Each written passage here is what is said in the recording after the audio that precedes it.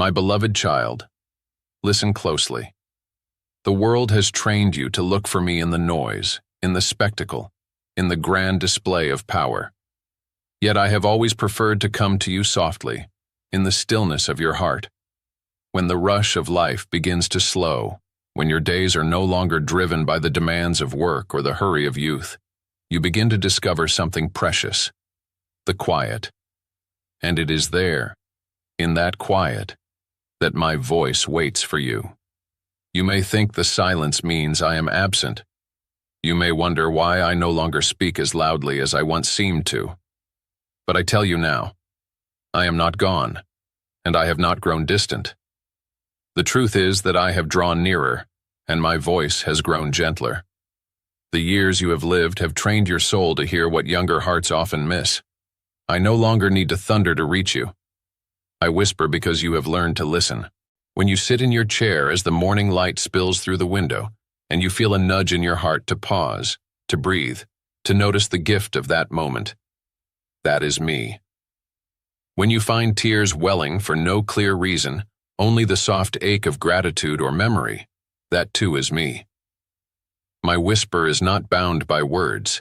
It is a stirring, a peace that lands quietly, a thought that enters softly but stays firmly. You recognize it not by volume, but by the calm it leaves behind. Many of my children have mistaken stillness for loneliness. They say, "Lord, I cannot hear you anymore," and they fill the air with their own noise, television, endless talk, the constant hum of distraction. But those who choose to sit with the silence, to embrace it rather than escape it, discover that the silence is not empty at all. It is alive with my presence. The quiet that once frightened you becomes a holy meeting place. You see, my dear one, I have always been guiding you toward this deeper listening. The earlier chapters of your life were full of movement and urgency. You had to make choices quickly, respond to demands, tend to others. In that season, I often guided you through circumstances, doors that opened and closed, people who appeared or departed, events that shaped your path. But as the outer noise has softened, I am inviting you into a more intimate conversation, one that happens within your spirit. Think of how you have learned to recognize the voice of a loved one without seeing their face. Even across a crowded room, you know their tone, their rhythm. So too have you come to recognize mine. The more you rest in me, the more familiar my whisper becomes. You will sense it when I ask you to forgive, when I remind you to be kind to yourself, when I nudge you to reach out to someone who needs encouragement. You will feel it when I draw your attention to beauty, the play of light on the leaves, the laughter of a grandchild, the quiet strength of your own heartbeat still pulsing with purpose. Do not fear that your best days are behind you. I still have much to say to you. The stillness of these years is not the end of the story. It is the sacred place where your soul finally has space to hear what it could not before. There are treasures in this silence that cannot be found in the noise. Every breath you take in this season is an invitation to awareness, to communion, to peace. Sometimes you will notice my whisper as a conviction, a gentle correction that does not condemn but calls you higher. Other times it will come as reassurance, a quiet certainty that all is well, even when the world looks uncertain. I will whisper through Scripture, through the kindness of others, through memories that rise unbidden to remind you of my faithfulness. If you listen with your heart, you will realize I have been speaking all along. Remember the prophet Elijah, who expected me in the wind, in the earthquake, and in the fire, but found me instead in the still, small voice. That moment was not just for him. It was a promise for all who seek me. You do not need the world to shake to know that I am near. You only need to be still. For when you quiet the anxious thoughts, when you release the weight of worry, you make room for me to fill you with peace that the world cannot give. There will be days when you question whether you are hearing me or your own thoughts. When that happens, come back to peace. My voice will never lead you into fear, shame, or confusion. It will always lead you toward love, toward trust, toward freedom. If what you sense brings gentleness and clarity, It is mine. If it stirs restlessness and doubt, release it and return to stillness. I will never hide from a heart that truly seeks me. You may ask, Lord, why do you whisper? Why not speak loudly so I will never miss you? I whisper because I am close. I whisper because I dwell within you. To hear a whisper, you must lean in, you must quiet yourself, you must draw near. And that is what I desire most. I do not want to shout from afar. I want to speak heart to heart. My whisper is not weakness. It is intimacy. So do not rush this season of quiet. Do not fill every moment with noise. The stillness you may have once dreaded has become your sanctuary. There, I will teach you things that cannot be learned through motion, only through rest. The whisper in the stillness is my gift to you, a daily reminder that even when the world grows dim, my light remains steady. And when you leave this world one day, you will not go into silence. You will go into the fullness of that voice you have been learning to recognize all along. Every whisper was a rehearsal for eternity, where my presence will no longer come as a quiet stirring, but as a radiant embrace. Until that day, listen closely, my beloved. The whisper is not far away, it is within you. It is me, my beloved one. I know how much you long to see the full picture, to understand where your life is heading, why certain doors closed, and when the waiting will finally end. I see the questions that linger in your heart, especially now that the years behind you outnumber the years ahead. You look back and see the twists and turns, and sometimes you whisper, Lord, why didn't you show me more clearly? Why did I have to walk through so much uncertainty? Hear me now, for I speak gently to your soul. I have never asked you to see the whole road, only to take the next step in faith. You see, I designed life not as a map to study, but as a journey to walk with me. If I showed you every turn, every valley, and every mountain before you began, you would rely on your understanding instead of my presence. You would try to plan instead of trust, to predict instead of lean. But I have called you to something deeper, to the kind of faith that rests even when the path is dimly lit. You have said to me many times, I trust you, Lord, and I have heard it. Now I invite you to live that trust one small step at a time. Each step you take in faith is sacred. Even when you cannot see what lies beyond, I see it clearly. I know every stone on your path, every shadow that stretches across it, every flower that blooms alongside it. My light is not meant to blind you with brilliance, but to guide you with enough glow to move forward. The lamp of my guidance shines just far enough to show you the next faithful choice, the next word of kindness, the next act of surrender. That is how I lead, moment by moment, breath by breath.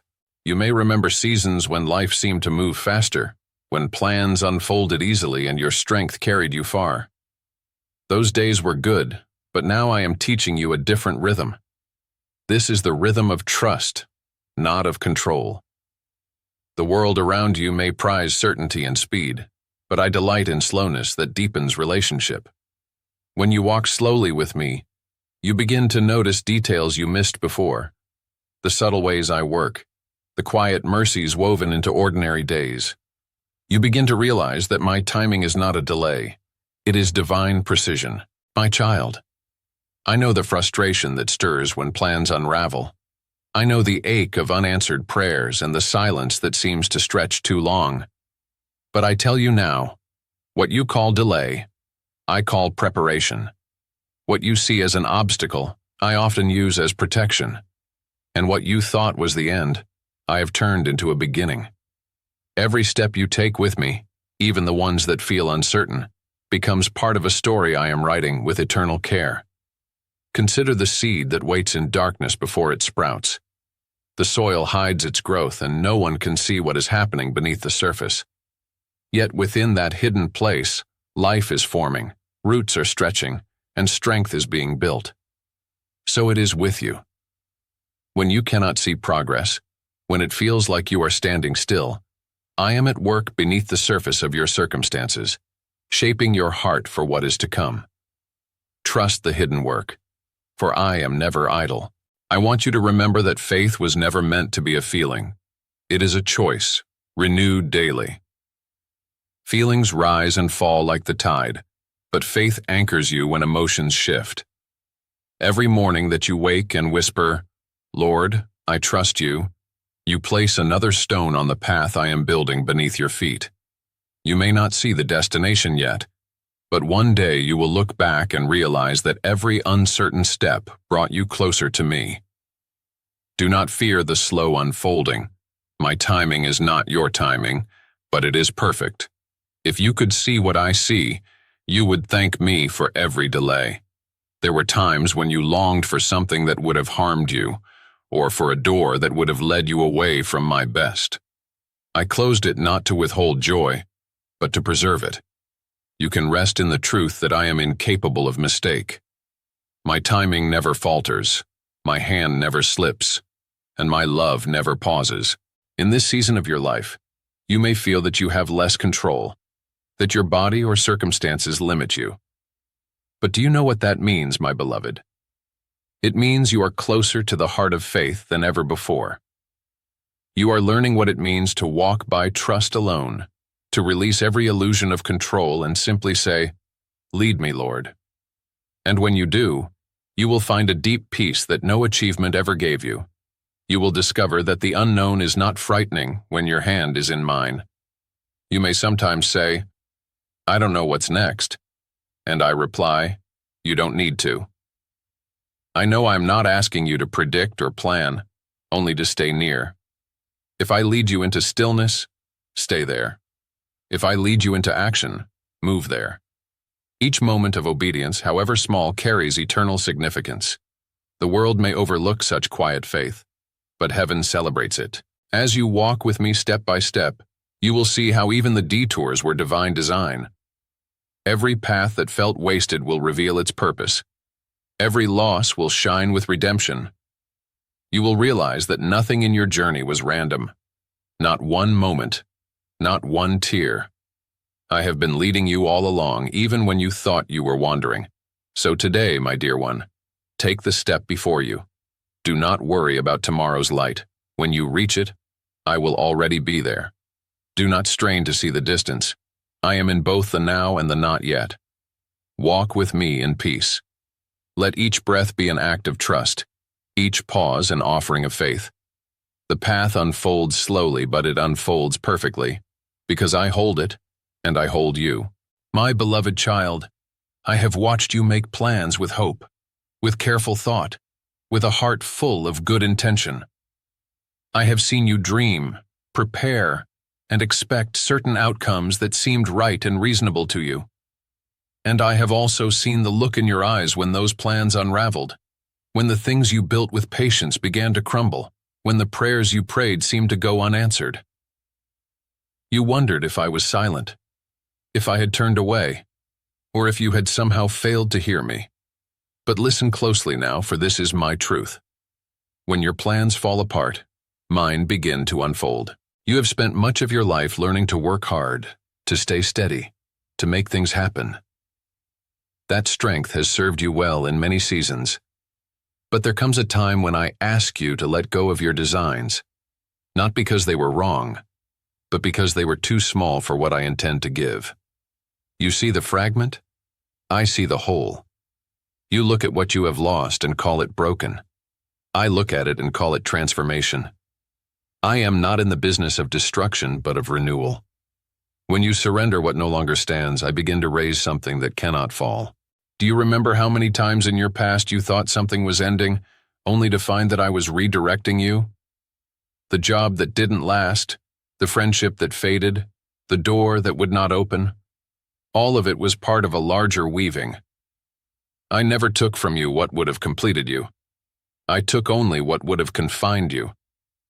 Every disappointment was a turning of the soil, preparing for growth you could not yet see.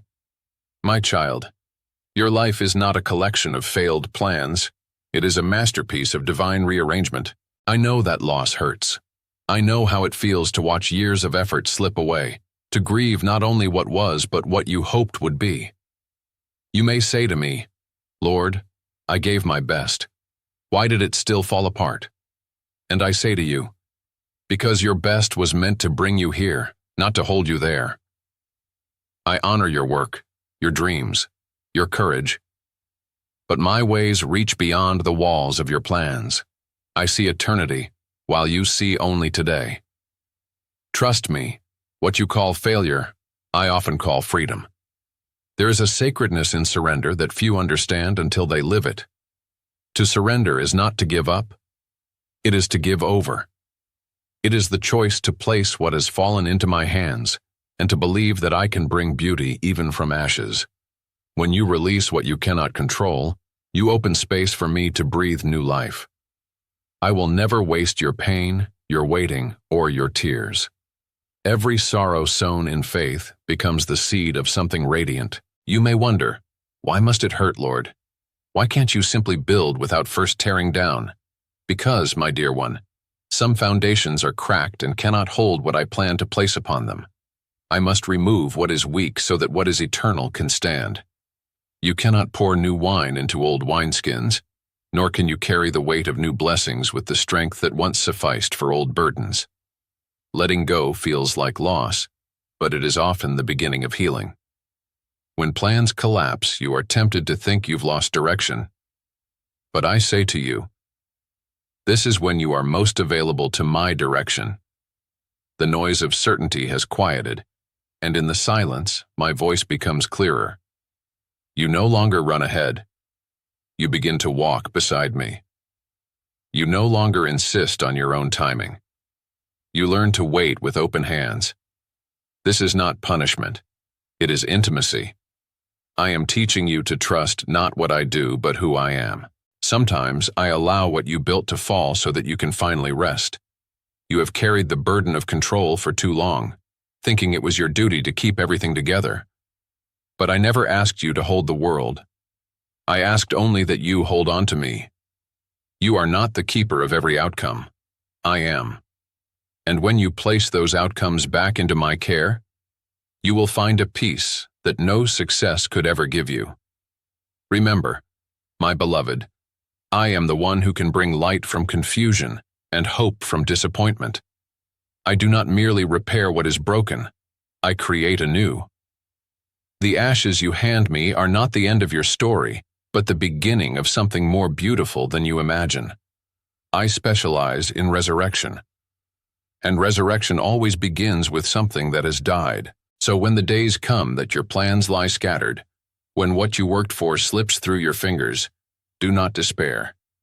Instead, lift your eyes. Ask me what I am making from the pieces. You may not see it now, but one day, when you look back, you will trace my fingerprints through every detour. You will realize that nothing truly good was ever lost. It was only transformed. I know that surrender feels heavy at first. It asks you to trust without proof, to rest without resolution. But if you dare to release what no longer stands, you will begin to feel my strength carry you. The load you could not bear alone becomes light in my hands. And as you release, something extraordinary happens. Your heart grows softer, your spirit becomes freer, and your faith deepens into something unshakable. You see, my child, when plans fall apart, the pieces do not scatter into nothingness. They fall into my design. What feels like chaos to you is choreography to me. I am not surprised by the changes that unsettle you. I am using them to align you with what is eternal. The hands that form the stars also hold your story. You are not at the mercy of circumstance. You are under the care of the one who never loses his way. So, rest now. Let the broken plans rest too. Do not rush to rebuild what I have asked you to release. Let the ground of your life lie open for a time, so that new roots can take hold. I am planting something deeper, something that will last beyond the storms. You may not see the growth yet, but it is coming. Trust me. The fall of your plans is not the fall of your purpose. It is the beginning of mine. My beloved one, now that you have walked with me through the quiet and the letting go, Come and see what I have been preparing beneath the ashes. You have known the sting of loss, the ache of waiting, the confusion of shattered plans. But I have never left you in those places. What looked like the end was the soil of a new beginning. I am the God who restores, who renews, who brings forth beauty from what once seemed lifeless. And I am doing it still, even now, even in this season of your life. You have watched fires burn through your dreams and seasons change in ways you did not expect. There were times you wondered if anything good could come after such endings. Yet here you are, still breathing, still hoping, still open to my voice. That, my dear one, is the proof of resurrection power at work within you. For beauty does not bloom in untouched places. It rises from the ashes of what has been surrendered. The same power that raised my son from the tomb is the same power that moves within your spirit. Do not believe the lie that your best years are behind you. I do not measure beauty by youth or by what the world calls success. I measure it by trust, by faith, by the light that still shines through you after the storms have passed. The years that have weathered you have not diminished your worth. They have polished your soul. You are more radiant now because you have learned to rely not on strength, but on grace. You carry the quiet beauty of those who have seen my faithfulness and still believe. That is a beauty no time can erase. When I promised to bring beauty from ashes, I did not mean a mere covering over of pain, but a complete transformation of it. I take what was broken and make it into something that reveals my glory. Think of a forest after a fire. For a time, the land looks barren and scorched, but beneath the surface seeds are waking, nourished by the very ashes that once seemed to destroy. So it is with you. The fires you endured were not to consume you, but to awaken what could not grow otherwise. The ashes you feared are the fertile ground of your renewal. I delight in bringing restoration at unexpected times. Just when you think the story is over, I write a new chapter. Just when you think you've reached the edge, I open another horizon. You see limitation. I see foundation. You see aging and decline. I see wisdom and refinement. I am not finished with you, my beloved. As long as you draw breath, there are still songs for you to sing, prayers for you to offer, and people who need the comfort of your faith. You are my vessel of quiet strength, carrying my light into places that younger hearts cannot reach. Look around you with new eyes. The beauty I am bringing may not always come in grand displays. Sometimes it arrives in whispers, the smile that returns after grief, the peace that settles after long anxiety, the small act of kindness that ripples through a weary soul. These are not small things. They are miracles of grace. You are living proof that I can take the ashes of disappointment, loneliness, and regret and turn them into gentleness, compassion, and wisdom. That transformation is my masterpiece.